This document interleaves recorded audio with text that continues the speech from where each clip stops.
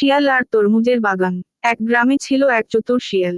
শিয়ালের কাজ ছিল সারাদিন এদিক ওদিক ঘুরে সুযোগ পেলেই কারো না কারো বাগানে ঢুকে ফলমূল খাওয়া। গ্রামবাসীরা শিয়ালের দুষ্টুমির জন্য খুব বিরক্ত ছিল। একদিন শিয়াল ঢুকলো এক কৃষকের তরমুজের বাগানে। বাগানটি ঘন জালের বেড়া দিয়ে ঘেরা ছিল। শিয়াল জালের একটি ফাঁক খুঁজে পেল। সেটি খুব ছোট ছিল, কিন্তু শিয়াল চতুর বটে। সে মনে করল, আমি তো চিকন, সহজেই ঢুকে পড়ব। শিয়াল কোনো রকমে জালের ফাঁক দিয়ে বাগানে ঢুকে পড়ল। ভেতরে গিয়ে সে মনের আনন্দে তরমুজ খেল। তরমুজ খেতে খেতে তার পেট এমন ফুলে গেল যে সে বের হওয়ার সময় দেখল, জালের ফাঁক দিয়ে আর বের হওয়া সম্ভব নয়। শিয়াল ভয় পেয়ে গেল। ভাবতে লাগলো, এখন কি করি?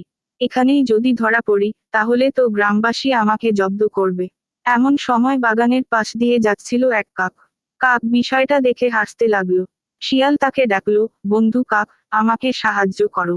আমি এখানে আটকে গেছি। কাক বলল, তোমার লোভই তোমার বিপদের কারণ। তবু তোমাকে সাহায্য করব। তুমি এখানে 2 দিন উপবাস করো। তোমার পেট ছোট হয়ে যাবে, তখন বের হতে পারবে। শিয়ালের আর কোনো উপায় ছিল না। সে 2 দিন কোনো খাবার না খেয়ে বসে রইল। পেট যখন আগের মতো ছোট হলো, তখন সে কোনো রকমে জালের ফাঁক দিয়ে বের হতে পারল। বের হয়ে শিয়াল মনে মনে বলল, লোভের ফল কখনোই ভালো হয় না।